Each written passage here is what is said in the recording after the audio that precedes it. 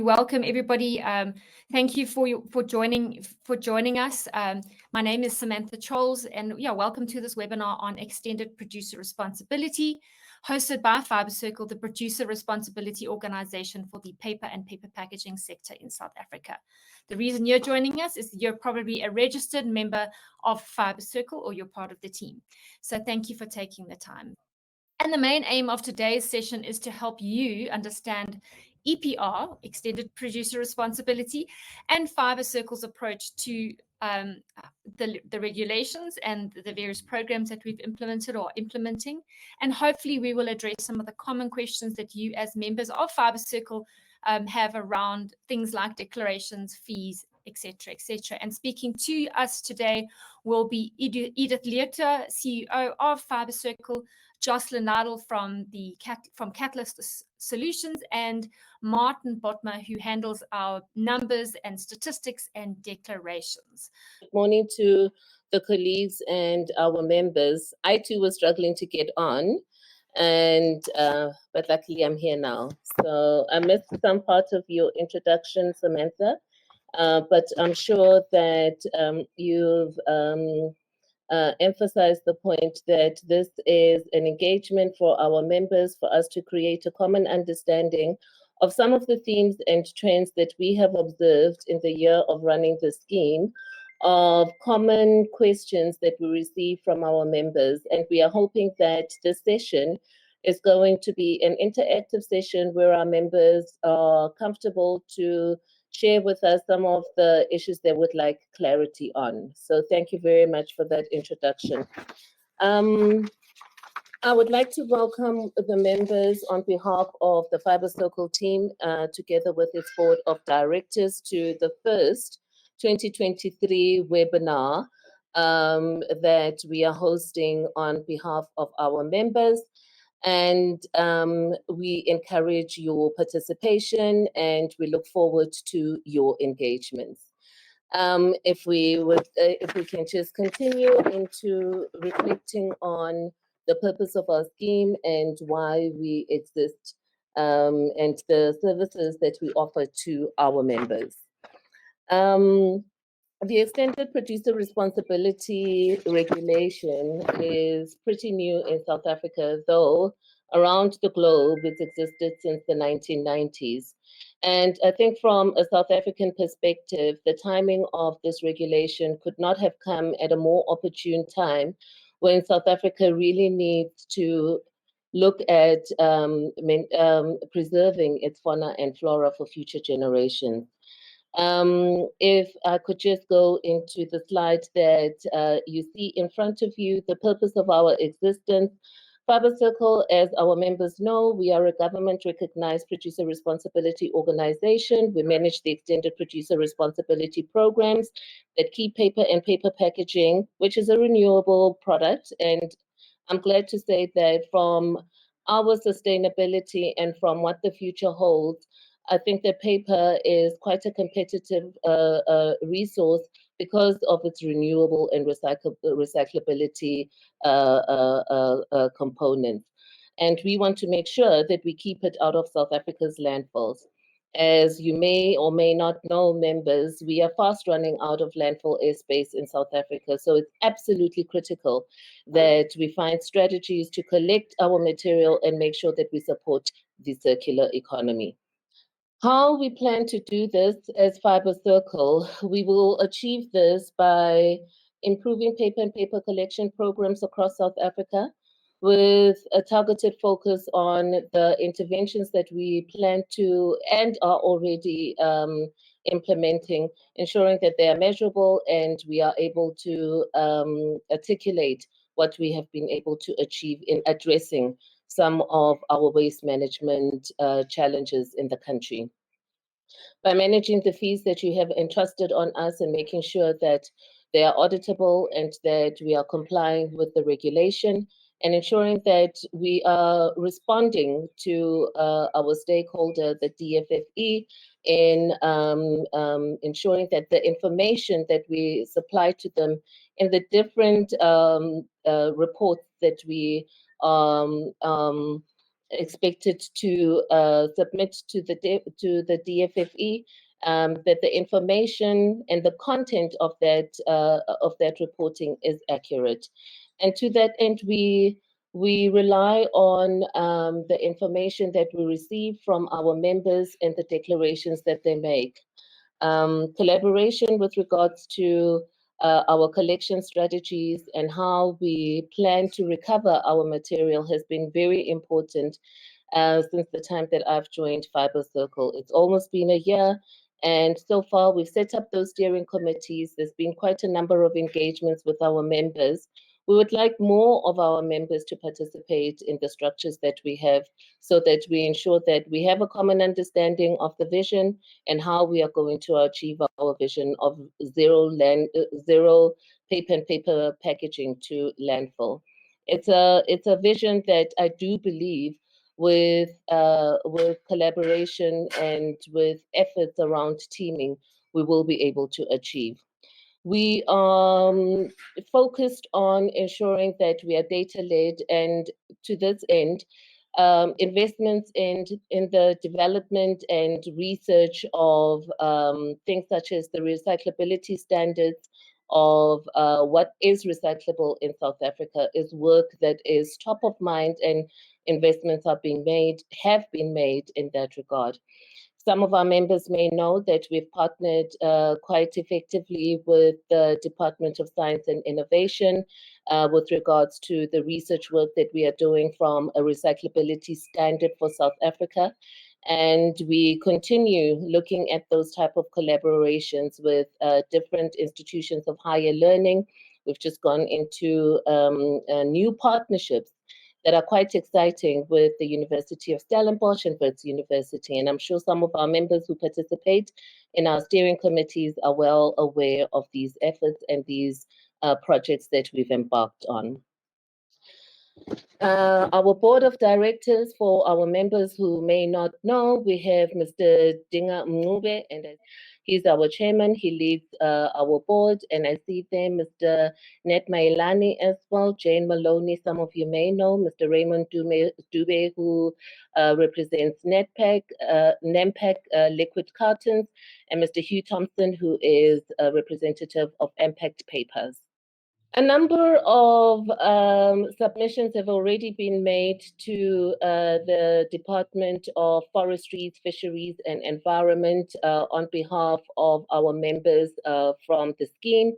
And I'm glad to say that we have been able to provide all that is required from a compliance point of view. So I'd like to think that we are set to receive feedback with regards to the annual report, which we submitted at the end of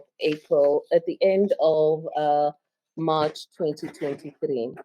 I think at this point, what I'd like to emphasize are just the 7 points, with us being in year 2 of the Extended Producer Responsibility Regulation. There are 7 key objectives that the regulation would like us to achieve. And I would just like to go through these points for our members to know that these objectives for year 2 to 5 are critical for us to pay attention to. And the work that the Fibre Circle Steering Committee is looking at is to address these 7 critical objectives as stated in the EPR regulation. Municipal cooperation within the first 3 years of implementation of the EPR scheme, waste picker integration into the post-consumer value chain. Within this regard, we have, through the PRO Alliance, which Fibre Circle is a member of, have been engaging quite rigorously with waste picker organizations such as Arrow and SALPA around how do we facilitate the integration in partnership with municipalities of waste pickers into the formal economy. Ongoing conversations and engagements are continuing in this regard. Development and establishment of secondary markets for recycled content. You will see as we continue with our engagements today that the 7 categories of paper and paper packaging that Fibre Circle is responsible for, There are some of those products that are relatively easy to recycle and enjoy high recycling rates. And there are some of our products that are difficult to recycle and difficult to collect. And we really need to focus on how we are going to find solutions and a home for our material that we deem difficult to recycle at the moment, and what possible alternatives are to those materials.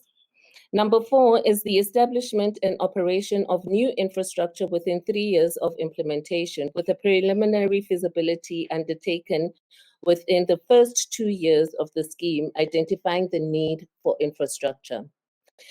With this regard, the 5 big municipalities in South Africa are set to produce the majority of the municipal solid waste in the country. And it is been interesting to see some of the plans the municipalities have had through the work that's being currently done through the PRO Alliance. Further engagement is taking place with regards to supporting collection efforts and separation at source by the different municipalities. Number 5 is compensation for registered waste pickers through the waste picker service fee, which was effective from 2022. What this means is that through the regulation, we are required to pay an environmental service fee for the services of waste pickers. Fibre Circle has, and through the board, mandated us from an operational point of view to implement a 15 cents per kilogram service fee for the waste pickers.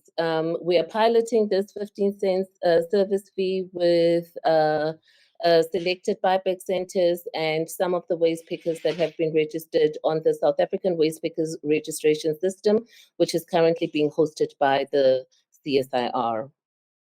Number 7 says that we need to come up with a transformation charter, which we need to implement with a focus on women, youth, and persons living with disabilities. This work has not started yet because the focus right now is looking at how we do collaborate and what we collaborate with our municipal partners on. Lastly, the promotion of small businesses and enterprises with a special focus on women, youth, and persons living with disabilities. I think that if you participate in our steering committees, you will know that Fibre Circle has launched its enterprise development program that consists of 4 different tiers. And our members have been encouraged to nominate organizations that they would like to see benefit from the learning outcomes of these programs. And if you would like more information on these programs, we are happy to engage with yourselves and your organizations around developing SMMEs that are going to promote the circularity of paper packaging in our sector. Thank you, Samantha. I'd like to hand over then to Samantha without taking too much time, and to Jocelyn to go into how we have structured the Fibre Circle scheme. Thank you. Yeah, great. Thanks so much for joining us for today's webinar. I'm really just going to give everyone on this call a refresher in terms of EPR and it is what the requirements are of regulation, and then how, as Fibre Circle, we have structured the EPR scheme. Yeah, so basically, as I'm sure everyone is aware, the EPR regulations were introduced by the Department of Forestry, Fisheries and Environment, by DEFI. The regulations really put the emphasis on the producer being responsible for its product when it ends up in the waste stream, so being responsible for its product at the end of life. So that's really what the regulations exist to do. And so they are about making sure that all producers and importers of packaging, in this case, paper and paper packaging, are taking responsibility for their goods or their packaging when it leaves the end consumer. The intention is to divert from landfill. So yeah, that's basically the regulations. Just in terms of a little bit of timing and also speaking to the requirements for producers. And so basically the gazetted EPR regulations were released in May 2021. And then there was basically a deadline by November 2021 for all producers to register with DEFI and to submit their own EPR scheme or to sign on to an EPR scheme that is run by a producer responsibility organization like Fibre Circle. We will talk briefly to the definition of producer, as I know there is often quite a lot of confusion as to who is a producer, who must sign on, who must pay. So we will try and shed some light on that throughout this presentation. Just in terms of recent activities, there was basically fees set for 2022. Those fees received government concurrence on the 28th of June 2022. And then Fibre Circle and the other PROs basically submitted an updated business plan for 2023 with updated fees for 2023. That was submitted by the end of November to DEFI, and we are waiting for government concurrence on the 2023 EPR fees. Right. So yeah, let's just talk briefly about what paper and paper packaging, what Fibre Circle's EPR scheme looks like, and why you are paying the fees you are currently paying, and how it gives effect to the EPR regulations. So how it is structured is that there are overarching programs that are common to all paper and paper packaging streams. And we will talk about those different paper and paper packaging streams shortly. But there are overarching programs. These overarching programs are in place because they are common to all paper and paper packaging streams. In fact, all of them are common to all packaging streams in reality. And there are specific requirements in the EPR regulations.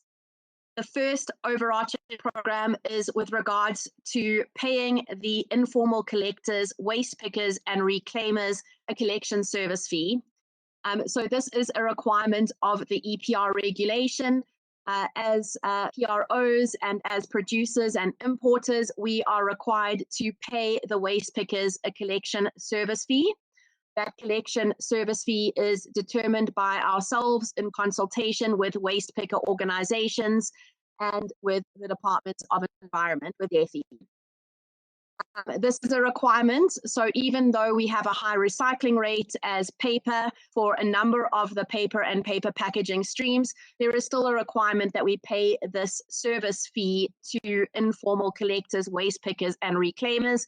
And in reality, that forms the majority of the fee that you will see when we talk to the fees shortly. Second one is with regards to training.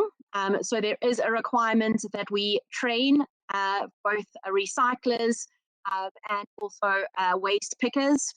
So that is something that Fibre Circle has been doing for a number of years and also something that we continue to do under the EPR scheme. There is a requirement in the EPR regulation that we do awareness creation. So they do refer to public awareness creation campaigns. And so that is something that as Fibre Circle we do to basically promote the recycling or encourage the recycling of paper and paper packaging. There is also a requirement in the regulations that we collaborate with municipalities. And so we basically collaborate and assist municipalities to implement programs that extract waste from or extract packaging from waste streams and facilitate the recycling thereof. So these are interventions that are common to all of the different paper and paper packaging streams, and they are requirements of the EPR regulations. So irrespective of the EPR scheme, these are the minimum that need to be covered. There are also other requirements, but those requirements are specific to various paper and paper packaging streams. One such requirement, for example, is the development of a secondary market. Obviously, for some of the paper and paper packaging streams, that market already exists. So for packaging papers, office papers, newsprint magazines, and coated papers, for example, that market already exists. But for things like liquid board packaging, where there is a byproduct called polyalu from the recycling of liquid board packaging, a secondary market needs to be created for that. So that is another requirement. And so what happens is that in the product-specific business plans, there are programs that are specific to each of the different products. And you will see a fee differentiation here because some of the paper and paper packaging products, the recycling is already robust and the recycling rates are already high. So there are limited interventions we are doing there to increase recycling rates because they are already high. But for those that maybe have lower recycling rates or have some challenges in terms of recycling, they would attract a slightly higher EPR fee where you look at the product-specific programs because there is some work that needs to be done to increase recycling and, for example, develop secondary markets. Great. So if we can move on to the next slide. Thank you. Right. When we talk about the different paper and paper packaging streams, as Fibre Circle, we have divided that into a number of different categories. This is important because, like I said, there is some differentiation in terms of the programs implemented for the different paper and paper packaging categories. And so each of them would attract a different fee as a result of whether they are easily recyclable or not. So we have divided it into packaging papers. I'm not going to talk through each of the different items under that heading, but you can see on the slide what is included in packaging papers: office paper, newsprint magazines and coated papers, label backing paper and waste matrix, paper sacks that are not recyclable. Important here to note that paper sacks that are recyclable are currently recyclable, are recycled along with packaging papers. Those report to the packaging paper stream.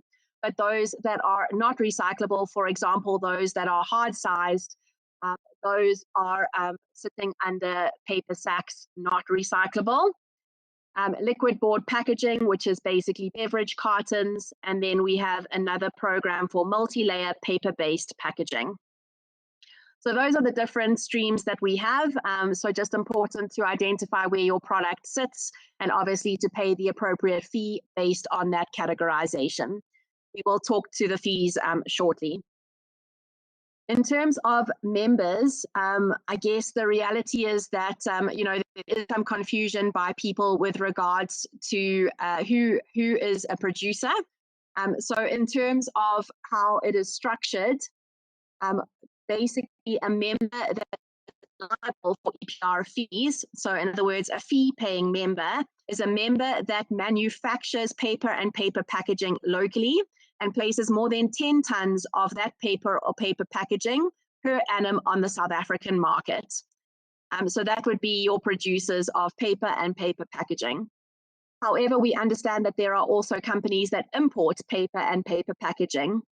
So if there are importers that import more than 10 tons per annum of paper and paper packaging and place that on the South African market, then they are also a fee-paying member. Then there are those that import products that are contained in paper and paper packaging. And those that import products that are contained in paper and paper packaging, so in other words, in secondary packaging, and that exceeds 10 tons per annum, they are also fee payers in relation to this EPR scheme. And then those that take a paper that is placed on the market and make it more difficult to recycle or alter the composition of the product, those are also required to pay fees if they obviously place more than 10 tons per annum on the market. And that would be, for example, those that take the paper and laminate it or the like to produce some sort of multi-layer. And that lamination then makes it more difficult to recycle. And so that then is basically also, those companies are then also required to pay the fees. The regulation in terms of who is a producer is quite broad. And so for Fibre Circle, there is another category under the EPR scheme, and those are non-fee paying members. That means that they do not pay a direct fee to Fibre Circle under the EPR scheme, but they can still be members. And so those would be, for example, companies that place less than 10 tons per annum on the market, or those that basically are brand owners and are doing projects to support recycling or want to be part of what Fibre Circle is doing to support recycling. They can hold a membership, but they do not necessarily pay the fees. Just before we talk briefly about the fees and the payment of the fees, really just to bear in mind that we have two types of members at this stage, and Martin will talk to that. So we have the compliant members, and those are members who are up to date with their declarations and with their fees and fee payments. Those that have submitted declarations with nil volumes and are not required to pay the EPR fees are also considered compliant, and Martin will talk to that shortly. Compliant members receive a certificate of good standing from Fibre Circle, which is valid for 6 months from the last day of the quarter for which payment has been made. And so I just wanted to kind of briefly touch on that, but I know Martin will be talking further about that at a later stage. Non-compliant members are obviously members who haven't done that. So those who haven't submitted declarations and those who haven't paid the fees that are required to enable Fibre Circle to implement the EPR scheme and fulfill the requirements of the EPR regulation. Thanks, Sam. If we can go on to the next one. Great. I think this is basically just building on what we have spoken about previously. But because there has been quite a bit of confusion in terms of who pays the EPR fee, I just want to reiterate in terms of how it's structured is that it is again the manufacturer of paper and paper packaging that sells into the domestic market, the importers of primary paper and paper packaging, the importers of secondary paper and paper packaging, and then those that convert or modify the paper and makes that paper and paper packaging potentially less recyclable. So that would be lamination, coating, or chemical application. So for in terms of how the fees are paid, there is a fee per material type, which we will show shortly. That fee covers the costs associated with those overarching programs and the business plan and the paper and paper packaging stream specific programs. So like I mentioned, the different paper and paper packaging streams, dependent on their recyclability, would require more or less focus and more or less programs, and therefore more or less cost. And so there is a differentiation between each material type that we touched on briefly. The fee is payable per ton of paper and paper packaging that is placed on the market. Thanks, Sam. You can move on to the next one. Great. One thing that this slide, although it looks quite complicated, actually quite simple, is really what we talked about. Those who are paying the fee pay the fee directly to Fibre Circle. They can then elect whether to pass that fee on to those who purchase the paper and paper packaging from them. Fibre Circle does not dictate that. Neither do the EPR regulations. And so it is really the choice of the manufacturer, importer, and converter as to whether they pass that fee down through the value chain. We cannot dictate that. Obviously, if we did that, we would be in violation of the Competition Act. And so we do not dictate that, neither does the Department of Environment. In the regulations. And so really it's up to the manufacturer, importer, and converter as to how they deal with the fee and the value chain. However, they are required to pay the fee directly to Fibre Circle to fund the EPR scheme and to give effect to the EPR regulations. Okay, so this is basically just a short example of how the fee would potentially work. Obviously, there's a number of different variations of this and a number of different examples. And if you are confused with regards to your specific paper and paper packaging stream or the role you play in the value chain, you are welcome to engage with Fibre Circle to get clarity on whether you need to be a fee-paying member or whether you are a member but not necessarily fee-paying. So happy to engage further on this. This is basically just an example to help, I guess, for it to be a bit clearer and a bit more practical in the minds of those people on the webinar. So in the scenario, ABC Paper buys paper stock in reels from XYZ Paper Mill. XYZ would declare, or XYZ Paper Mill would declare these volumes to Fibre Circle, and they would pay the EPR fee based on these volumes. ABC Paper then takes that paper, those paper reels, paper stock and reels, and converts the paper into a paper-based product for its customer. The question is then, should ABC pay an EPR fee? The reality is that yes, if they convert that product into something that makes it less recyclable.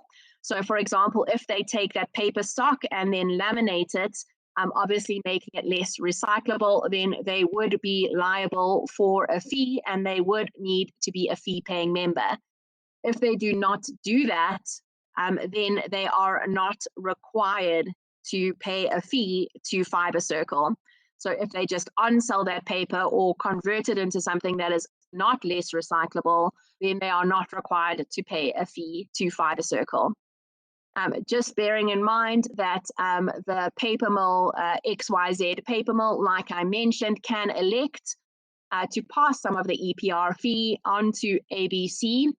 However, that is purely the choice of XYZ Paper Mill. We do not dictate that, neither do the EPR regulations. Great, thanks, Sam. Okay, great. I guess really there has been a lot of discussion over the last 2 years since the introduction of the EPR regulation as to why we have a fee. Even though we are, for some cases, in some paper and paper packaging streams, already achieving targets, we already have high recycling rates because of the effort being put in, the effort that has historically been put in by the industry. So why are we required to pay an EPR fee? And the reality is, like I mentioned, the EPR regulations are quite prescriptive as to what they want to see. And basically, even though at the time of developing the regulations, there was a lot of engagement between Fibre Circle, Packaging SA, and other PROs, and the Department of Environment and DEFI, although there was a lot of engagement that took place, these are still requirements that are in the regulation and that DEFI basically wants to see taken up in the EPR schemes. And so one of those, like I mentioned, and probably the biggest one, and that forms the biggest part of the fees at this stage, is the requirement to pay a collection service fee to the waste pickers.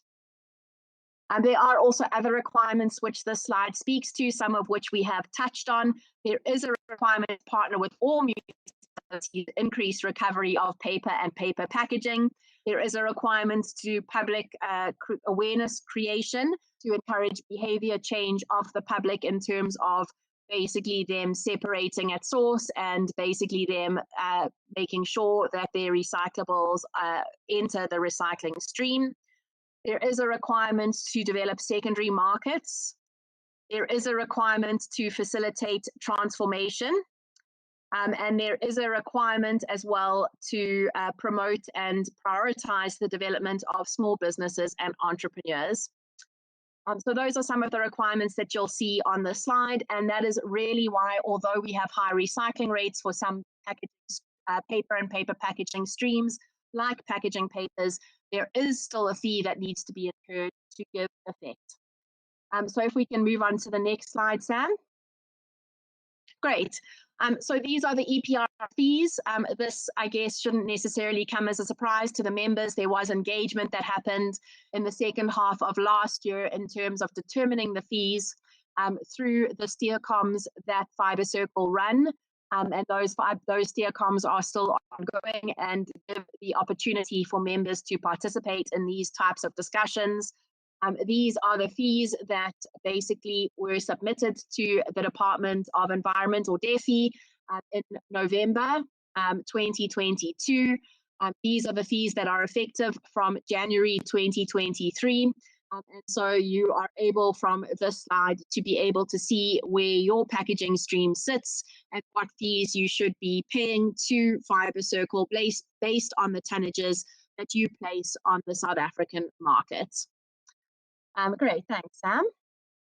Yeah, I think that is it from my side in terms of just a brief overview of the EPR regulations and a refresher on what the scheme entails and requires, and why there is a fee, even though some paper and paper packaging streams have high recycling rates. I would now like to hand over to Martin, who's going to just briefly take you through how we are faring in terms of collection and recyclables, recycling rates, and also obviously declarations. Thanks, Martin. Morning all. Please forgive the cough that I have every now and again. I have taken some cough mixture. I do not want to take any more cough mixture because then I won't make sense. So excuse me if I cough once in a while. If we could proceed, please. Next slide. Overall, when we take all those paper and paper packaging categories that we've discussed, the office papers, the packaging, the labels, etc., and add them all together, what was placed on the market was about 1.6 million tons, 1.7 million tons. Of that waste paper, of that paper that went into the market, what was collected was just over 1 million tons, 1.03 million tons. And then of that was collected, some was exported, about 67,000 tons. Some paper was imported of 33,000 tons. And the reason for exported waste paper and imported waste paper is there's a free market. Some people collect the waste paper and they export it to make money. And some people import it because there is a demand in South Africa. If we specifically think of cardboard boxes, those cardboard boxes are highly sought after. If you think that the cardboard box recycling rate knocks on 80%, and it's over 1 million tons in its own right, sometimes people are exporting those cardboard boxes and earning foreign exchange, and sometimes other companies are importing it so that they can keep their manufacturing going.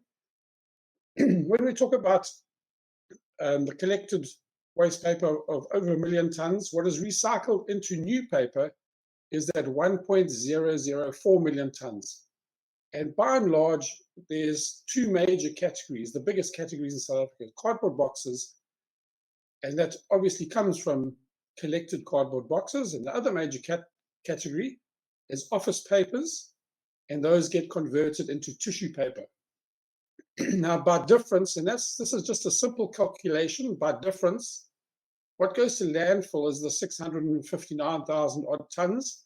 However, what is not in here, and that is that we have numerous amounts of papers that go into, for example, metrofile boxes that get stored. You have publications, you have libraries, you have journals, you have lots of papers that are stored, specifically small businesses where you've got office papers that you're required by SARS to keep for some years.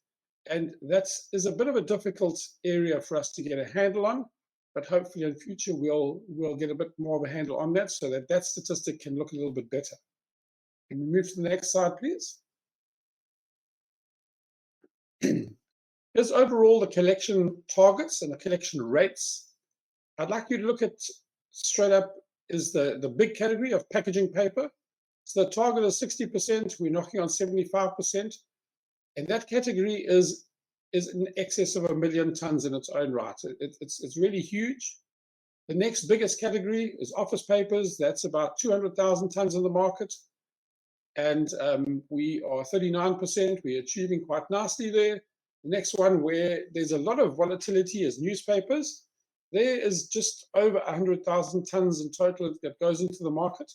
And where the volatility is in the newspaper and magazine side is that you have electronic media is competing strongly with newspapers and magazines.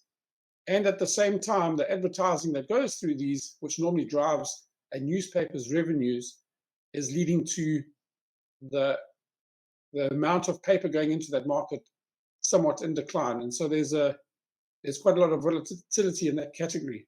When we look at the last four categories, so on the left is labels, liquid board, multi-layer, paper and sacks. Those categories, each of them vary between 40 and 60,000 tons each. And if we look at the paper sacks are doing quite well in terms of the recycling rate. The multi-layer packaging, as well as liquid board packaging, is also quite strong. The area where I think there's going to be a whole lot more focus going forward, and it's very nice to see how people are starting to participate, and the plans are starting to come together for the labeling backing paper to use reverse logistics, and they come in, and Fibre Circle's done quite a lot to figure out methods of recycling that within South Africa, which is very nice. So overall, quite a positive picture. But as I'm not sure who mentioned it earlier, but Fibre Circle has to, as directed by DEFI, have a lot of very sound, strong, verifiable statistics that all their activities are based on, and this is where the end results come out. Next one, please.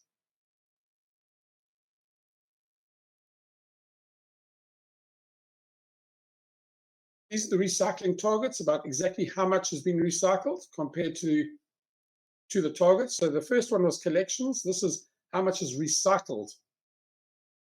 And there again, a very similar profile to what we saw in terms of the collections. And this is what is taken.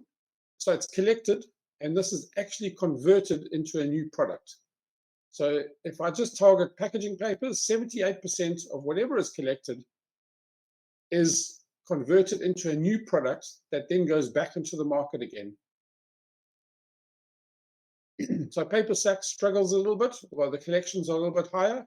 Same as multi-layer packaging. Liquid board packaging is doing quite well, and as highlighted there, the label backing paper is one of the areas of focus. Next slide, please. Excuse me. Okay, so I will hand back to Sam. Thank you, Edith, thank you, Jocelyn, and thank you, Martin, for that. I'm going to go through the different questions that we've received, and I think in some respect we have answered them, but I'm going to ask Martin. This is a message on the side. Martin, is when the paper recycling rate is above 70%, it's just slightly lower actually, why is Fibre Circle not fighting for its members to bring down the EPR tax? In relation to other EPR organizations, they seem to be more fair on EPR taxes and targets. Jocelyn did mention that what has come in 2022 is the DEFI is quite prescriptive that the waste pickers need to receive a fee.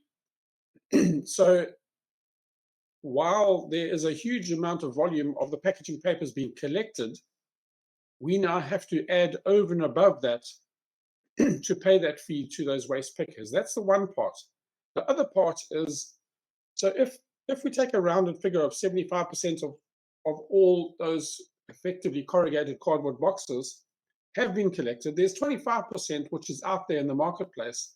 And that 25% generally happens to be in far-flung areas, and the old joke we could call a pofadder.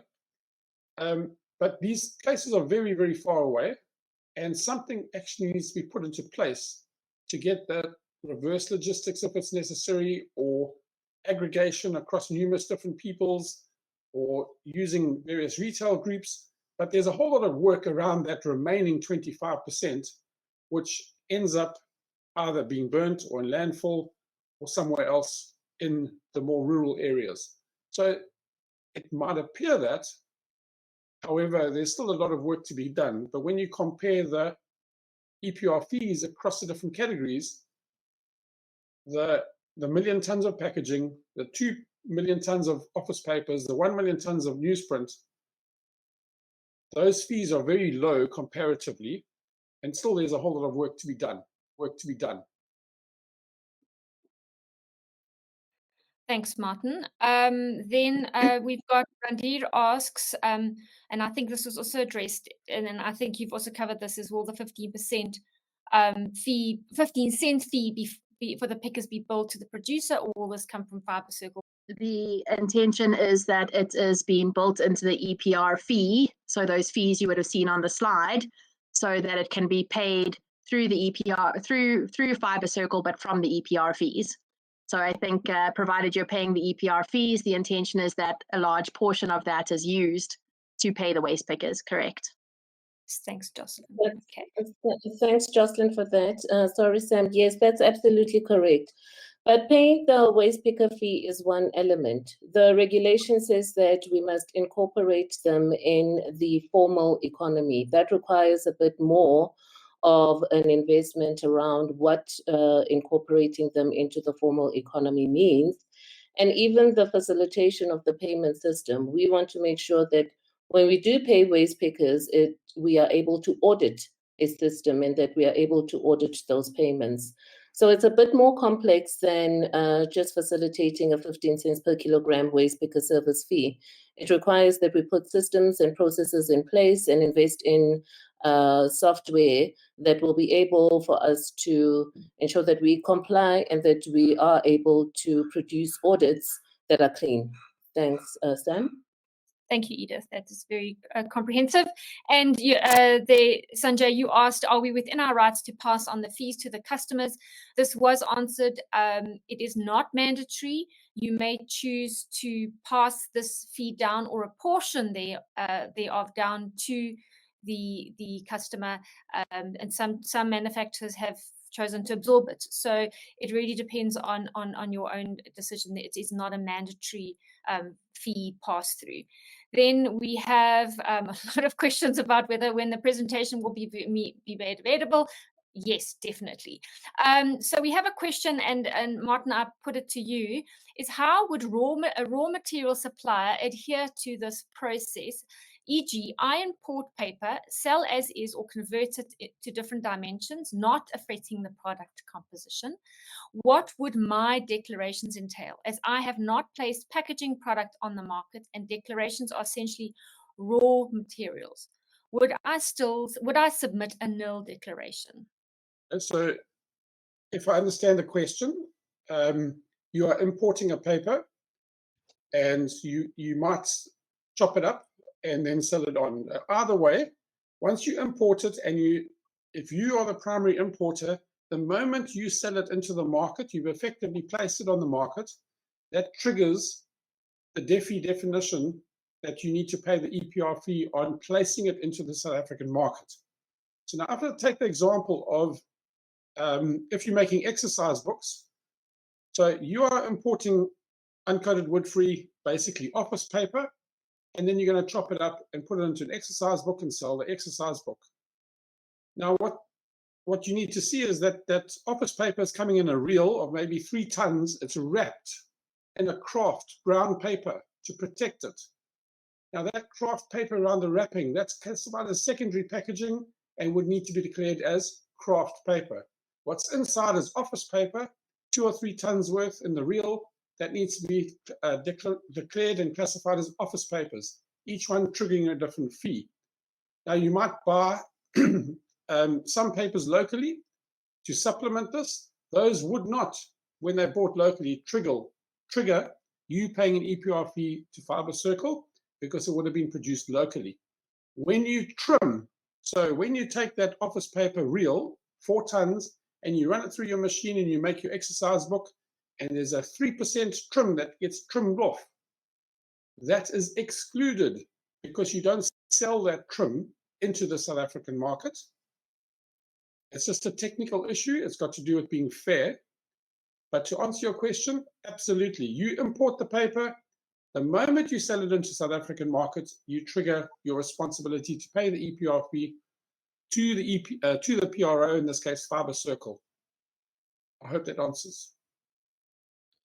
Yes, Martin, I think it does. And again, just an invitation to those who are attending. If you have got other questions, please drop them to us at info@fibrecircle.co.za, and we will do our best to answer them directly. Then there's another question here. As label printers, suppliers to us have paid the EPR fee for the paper substrate and the laminate sold to us. When we laminate the paper and plastic together, how do we recover the cost of the laminate EPR fee already paid on the plastic to the relevant PRO? Yeah. May I suggest that that specific question around labels, because there are ongoing discussions that Edith is having with some of the major importers and manufacturers who sell into South Africa, that question goes into the label and backing paper matrix steering committee. And in that steering committee, those discussions are highlighted because there's some fine technical issues around how different types of labels are made. There's hundreds of different types of labels. There are lots of different variations. And I think the principle underlying it all, and this is what I think is so nice about how DEFI has put the legal framework into place, is that we need to figure out a way and have a discussion. And the key principle is fairness. What is going to be fair in how that gets applied? And I think in this case, it needs to go into that label forum, I would suggest. Thanks, Martin. Yeah, there is another one as well. As label printers, the matrix may have both paper, plastic, and be chemically changed and coated. Would this sit under the multi-laminate or matrix fee? My understanding, you would fit under the label backing paper and label backing papers fee. So again, we will pull out these questions and get them an answer directly to you. There was another question from Carrie. In the scenario you provided, how is the fee split? If ABC is required to pay the fees for their conversion, do you have to break down the fee so they don't pay double on why XYZ has already paid? Jocelyn, can you see this question? It's if the scenario it's in the scenario we posed. It says, how is the fee split? If ABC is required to pay the fees for their conversion, do you have to break down the fee so that they don't pay a double on what XYZ has already paid? I think. So maybe I should. No, maybe I was about to say Martin is best placed. Thanks, Martin. Yeah. Okay. There might be two different questions in this. The first one, and forgive me for presuming, but I need to try and answer. The first one is simply that there is no double pay. So the paper manufacturer will pay the EPR fee to Fibre Circle. Thereafter, when the converter converts it and sells it to their customer, the converter can charge their customer an EPR fee, but the customer pays the converter, doesn't pay Fibre Circle at all. So the customer can pay the converter, and the converter recovers that. In other words, the EPR fee goes down the line, all the way down the value chain, if the converter decides to pass it on. That's the one answer. The second answer is a bit more complicated, and that is, so say, for example, you have a backing paper. So it's one of those release liners that, that your label will peel off quite easily, but the top paper, say you take an office paper and it's like A4, and you're going to put it on top there, but that office paper you laminate. Now you've taken the office paper and you've changed it somewhat to now become a laminated product on top of that. So you have bought the office paper from a place like Sappi or Mondi. They've paid the EPR fee. You now put that on top of the release liner, and you laminate it. In fact, you don't need to have laminated. You just make it into a label. Now you're going to pay the full label fee, in spite of the fact that you've taken the office paper and you know that the office paper fee has already been paid. Now this is the labels example. if you look at a normal laminating example, if you take a product and you laminate it, the same thing is going to happen where you might buy that office paper, but when you laminate it, now you trigger, it's a new product. It's much, much more difficult to recycle, and so it's going to trigger that new EPR fee.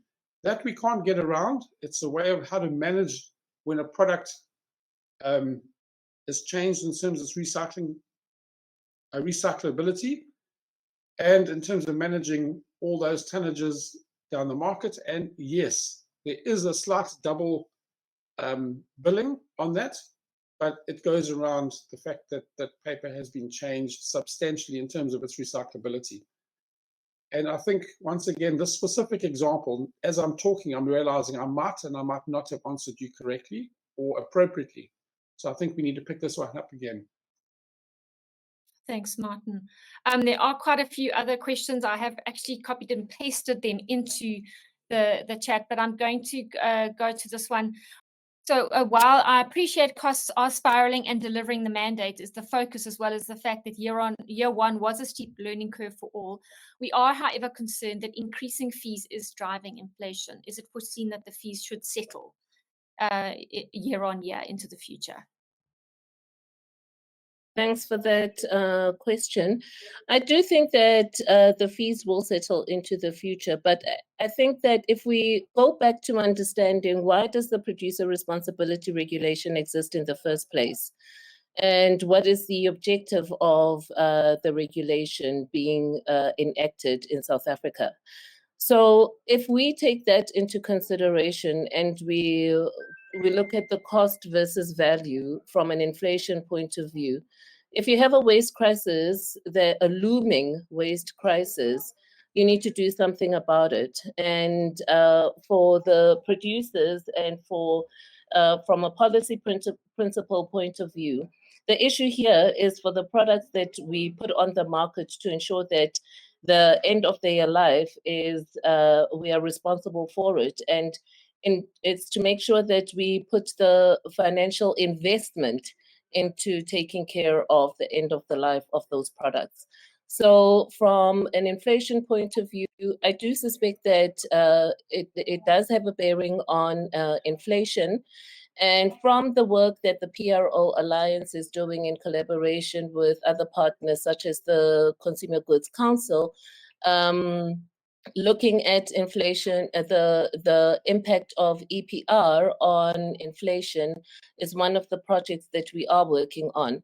But to address the issue around the cost of EPR, it is really there for us to do something to ensure that we do not get to a point of waste management crisis in our country. Thanks, Sam. Thank you, Edith. We have another one, and again, this is Jocelyn and Edith, perhaps. I note that the other PROs, I think they mean PROs such as Polyco, are operating under different assumptions with regard to importers and manufacturers. Polyco sees brand owners as responsible, not the producers or importers. How can two PROs interpret the legislation so differently? Could I interject? Sure, go for it, Martin.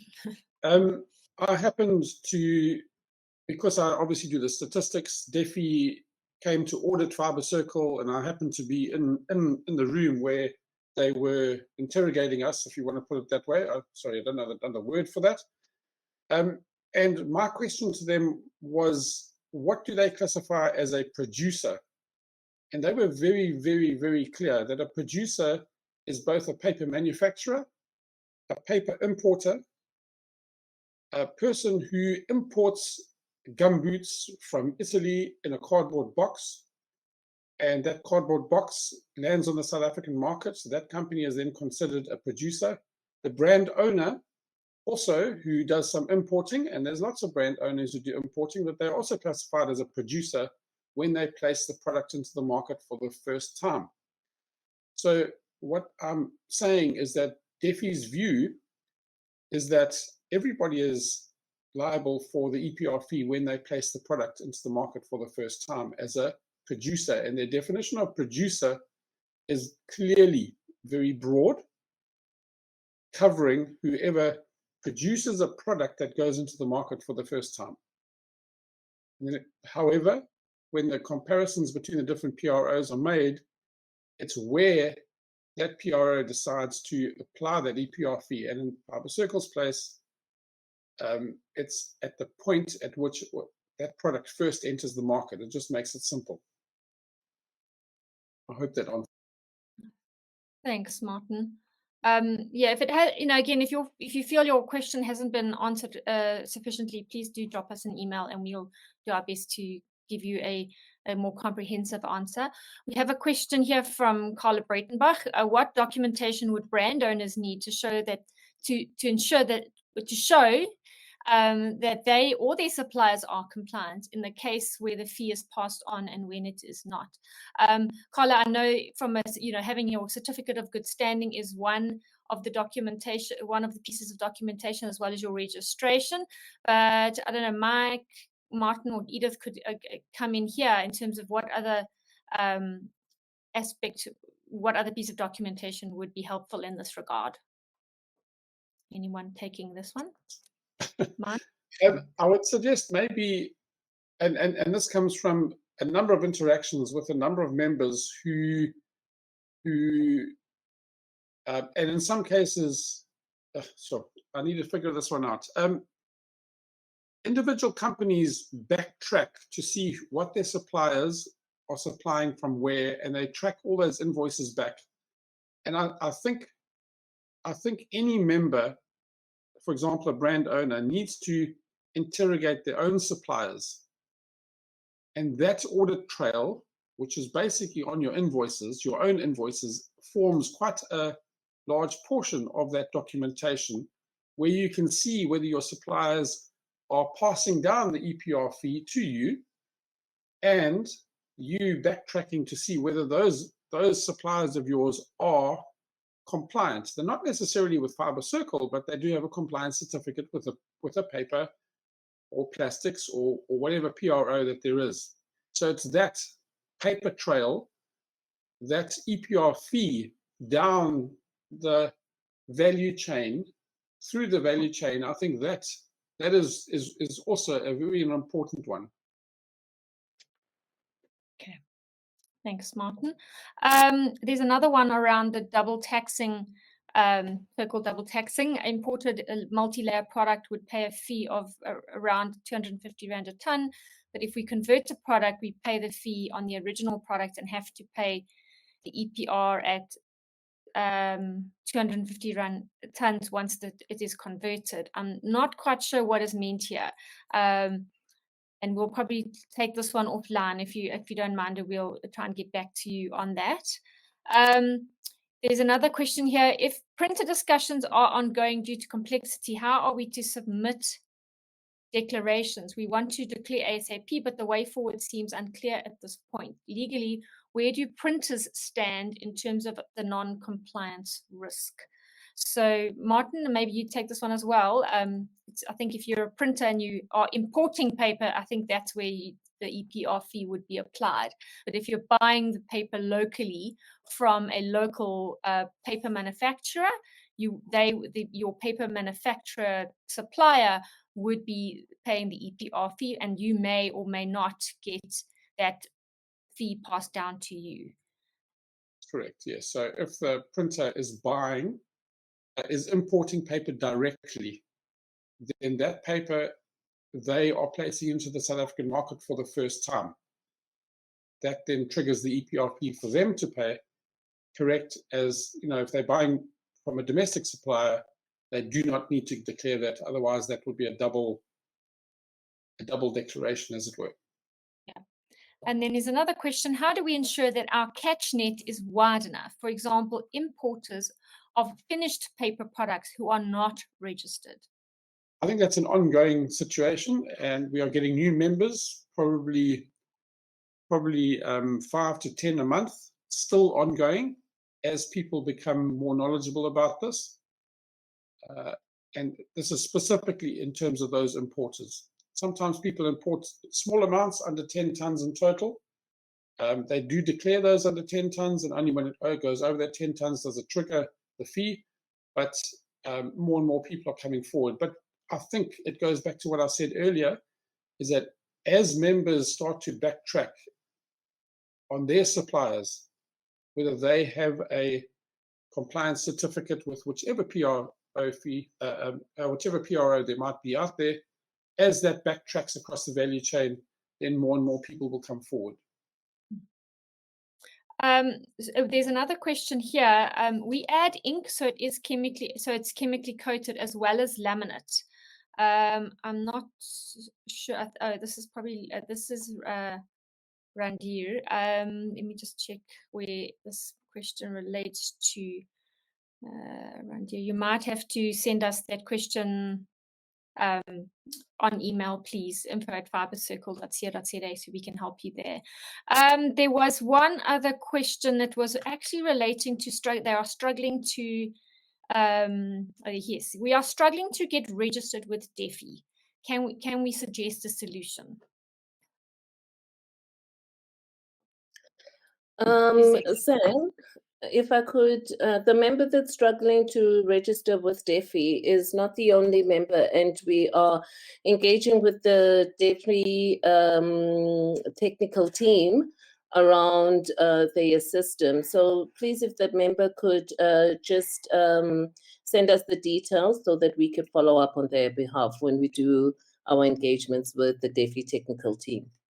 Certainly. Okay, and then this one is, what technical services are Fibre Circle offering to analyze materials to give recyclability status? Perhaps, Edith, you could give an answer to this in terms of the upcoming developments on recyclability testing. Thanks for that, Samantha. I wonder if Julie's on the call, and if she could answer some of the questions around the work. Oh, she's not on the call. Okay.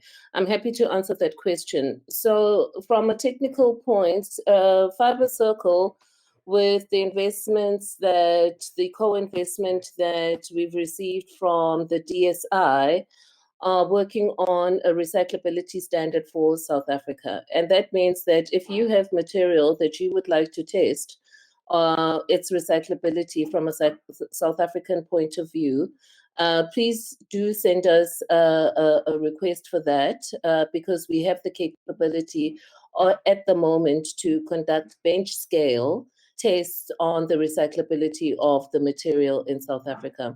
We've gone into an agreement with a system called Cadent, which we aim to use in developing the South African standard from a recyclability point of view. I hope that answers the member, but I'm happy to share more detail around the work that we're doing around recyclability testing of products.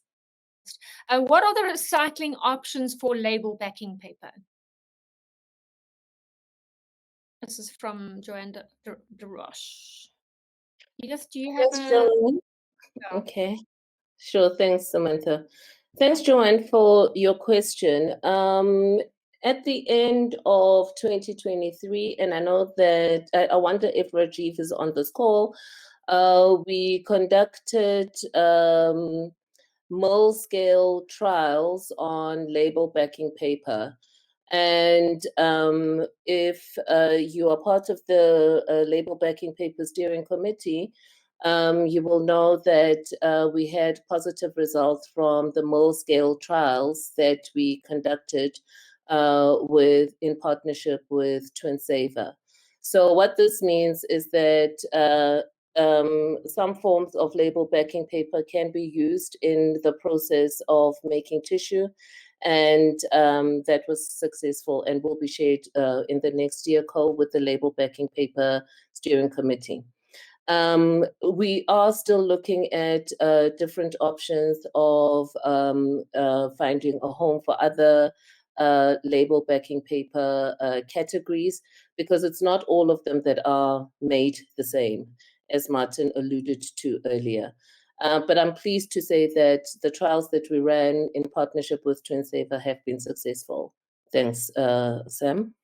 Thank you, Edith. And then I think maybe this is the last question that I found that hasn't been answered. At what point should a brand owner example, food manufacturers register with Fibre Circle. And if I had to answer that before, Martin, you can come in, is if you're a brand owner and you're or a food manufacturer that's perhaps importing any paper-based product packaging that is for your food, and you're importing it, you're the direct importer, then you would be required to register with Fibre Circle if that volume is more than 10 tons an annum. But again, Martin, do you want to take this one? It's correct what you've said. The only addition I'd say is that, and this is again from experience, there must be 30 different members who, because of their customers requesting compliance certificates, they join Fibre Circle, they submit a null return, and because of the null return, they get the compliance certificate, and that they pass on to their customers that have requested it. However, exactly as Sam said, if you are either bringing in a finished product, so it might be, if I think of some places, they bring cheeses in from, say, the Netherlands, and it comes in the cardboard boxes, or if they bring salami from Italy, and it comes in a cardboard box, or, and the reason why I raise that example, if they bring salami wrappers, the actual tube that a salami goes into, and that comes from Italy, and that comes in a cardboard box, and then they use it here in South Africa, that secondary packaging is also included. Thank you, Martin. Yeah, I mean, I think in essence, if the packaging is recyclable or is identified under the products that we represent, and it is landing in our country, we need to be able to collect it and recycle it as much of that as possible, and hence that is where your registration and your fees come in to support those projects. All right, thank you, Samantha, for that. There's an African proverb that I do like that says that if you want to go fast, go alone, but if you want to go far, go together. Our waste journey, we have to go far. It's a journey that's just started. And I am encouraged to see the collaboration and just the energy that some of you, our members who we've engaged over the past 11 months of me being in the role, it's been encouraging to see the level of collaboration and partnership that you have expressed and are willing to go into the programs that we work on from a collections and also supporting our waste pickers as we look at integration. So Samantha, I'd like to thank you for facilitating this webinar so effectively and so professionally. And I'd like to thank our members for their time and for the questions that they have posed. I hope that we have been able to create the clarity that has been needed, but we open our doors and we are available for our members to engage further should the need be. And we look forward to further collaborations and sharing some of the exciting news that come out from the research investments that we have made as a collective. Thank you once again.